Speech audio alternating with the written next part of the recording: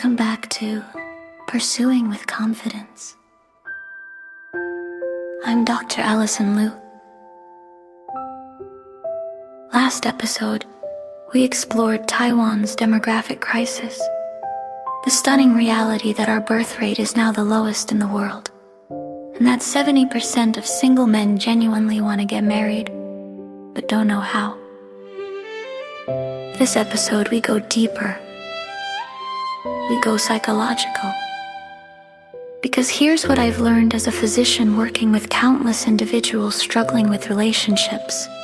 The way you pursue, confidently, anxiously, or avoidantly, has almost nothing to do with dating tactics and everything to do with your attachment style. Your attachment style is like your internal operating system for relationships.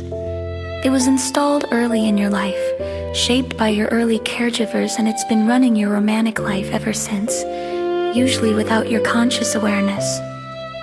The question is, do you understand your operating system? And more importantly, can you upgrade it? Today's episode answers both questions. Let me start with a name you might recognize. John Bowlby. He was a British psychiatrist who, after World War II, noticed something troubling among children separated from their parents during the war. These children showed patterns of anxiety, clinginess, or conversely, emotional numbness and withdrawal. Bowlby realized that the quality of a child's earliest relationships, especially with their primary caregiver, shapes how they relate to others for the rest of their lives. He called this attachment theory. The core insight is this: as a child, you formed expectations about the world based on whether your caregiver was reliably available, emotionally responsive, and safe. These expectations become your internal working model, your blueprint for all future relationships. If your caregiver was consistently warm and responsive when you needed them, you learned, the world is safe, people can be trusted, I am worthy of care. This becomes your baseline.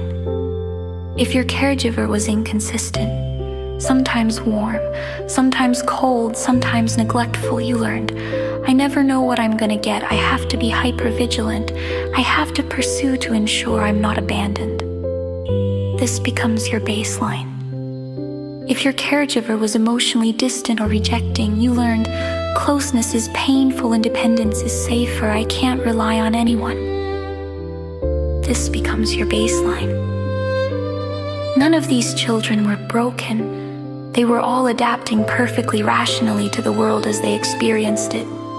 The problem is, those adaptations that made sense when you were 5 years old often sabotage your relationships when you're 35. Psychologists have identified 4 primary attachment styles in adults. Let me walk you through each one. People with secure attachment typically had caregivers who were responsive, warm, and consistent. As adults, they feel comfortable with intimacy and emotional closeness. Don't panic when their partner needs space, can express needs directly without fear or aggression. Recover well from conflict. Trust others and expect to be treated well. View themselves as worthy of love and their partners as trustworthy. When a securely attached man pursues a woman, he does so with clarity. He says what he feels, he respects her response. If rejected, he's disappointed but not devastated. He doesn't blame himself or her. He simply accepts that compatibility sometimes isn't there and moves forward.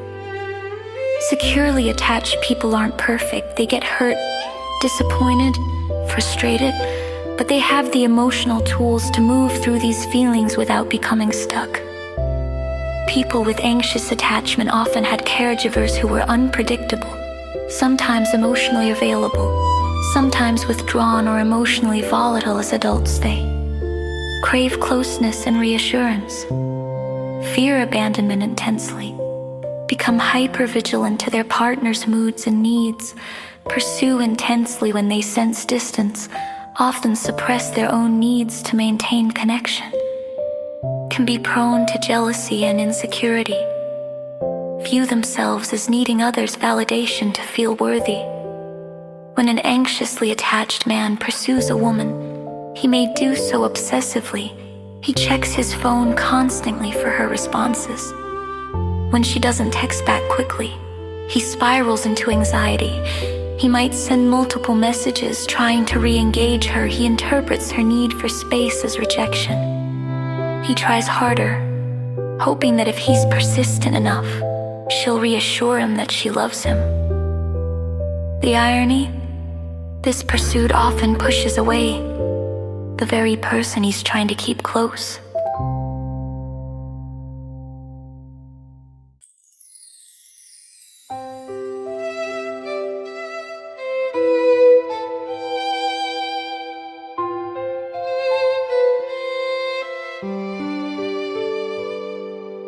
People with avoidant attachment often had caregivers who were emotionally distant, cold, or who punished emotional expression as adults. They feel uncomfortable with emotional intimacy and vulnerability, value independence highly, and can feel suffocated by closeness, suppress emotions and avoid conflict by withdrawing,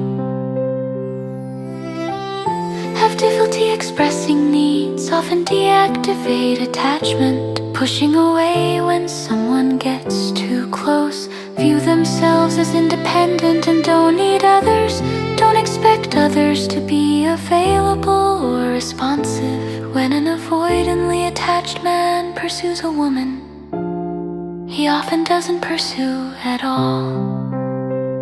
He might be interested, but he struggles to express it clearly. When the woman tries to get closer emotionally, he withdraws. He might disappear for days. When she questions him about this, he feels criticized and pulls away further. He tells himself he doesn't have time for a relationship, or that she's too needy. The irony, his withdrawal often creates the very abandonment he unconsciously feared. This is a combination of anxious and avoidant patterns. People with this style often experience caregivers who are frightening or abusive. As adults, they both desperately want closeness and simultaneously fear it. Can be intensely drawn to someone, then suddenly push them away.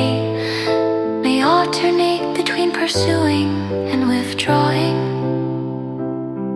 Often struggle with intense, chaotic relationships, have difficulty trusting. When a disorganized man pursues, his behavior is often confusing. To the woman, he's passionate one day, distant the next. He says, "I love you," then disappears. He can't understand his own behavior, and neither can she now. Here's why this matters so deeply for the men listening to this podcast.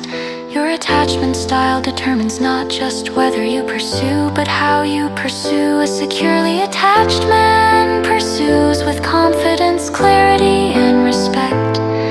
He's comfortable being vulnerable. He can say, "I like you, I'd like to spend time with you. How do you feel about that?" And he can hear no without it destroying him. An anxiously attached man pursues with desperation and confusion.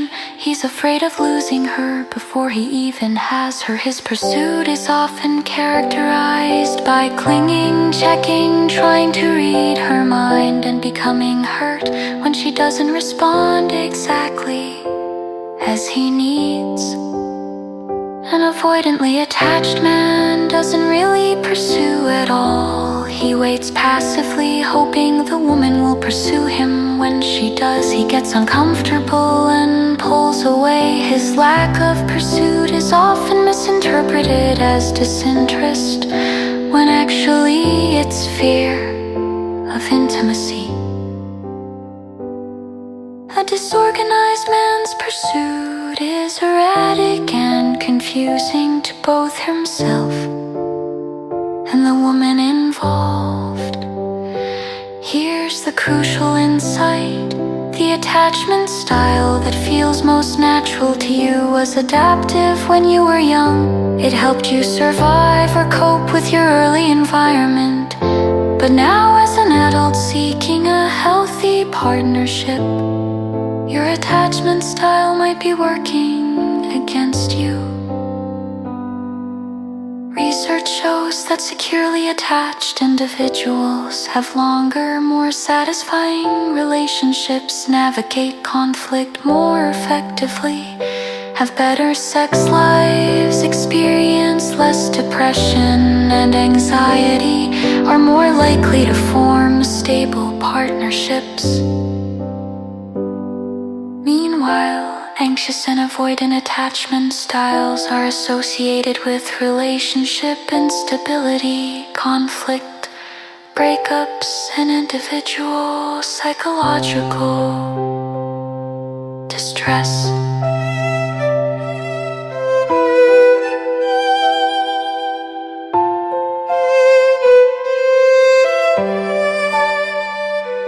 The good news?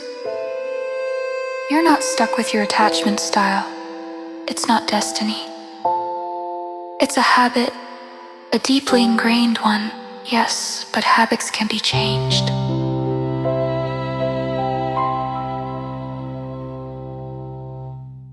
Let me guide you through a self-assessment. As I describe different scenarios, notice which responses resonate most with you.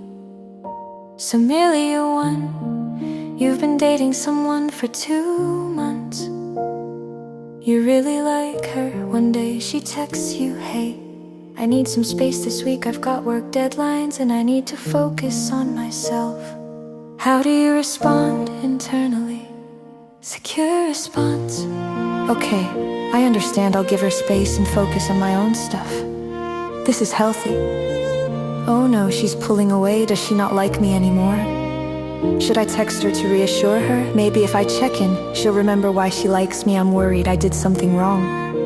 Good, finally some space. I don't like being too close anyway. Maybe I'll use this time to make it clear I don't need her.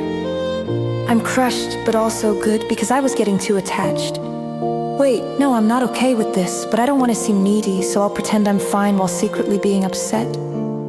You've expressed your feelings to someone you're interested in. They say, I appreciate your honesty, but I don't feel the same way romantically. I'd like to stay friends. I'm disappointed.